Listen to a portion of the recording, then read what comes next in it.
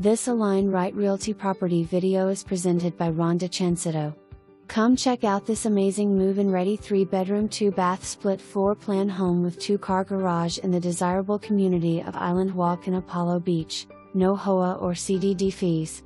This home features spacious living area, vaulted ceilings, sliding doors lead to the screened lanai to the fenced backyard, large master bedroom with roomy walk-in closet and private bath. Additional 2 bedrooms and bathroom are located on the opposite side of the home and laundry/utility room.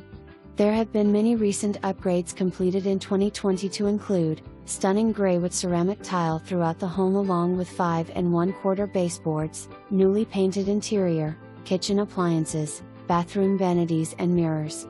Roof is just under 6 years old. The area offers residents many great perks and leaves behind the feeling of a big city.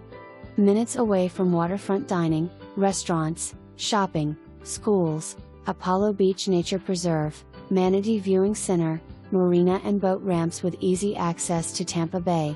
For more information, review the details below.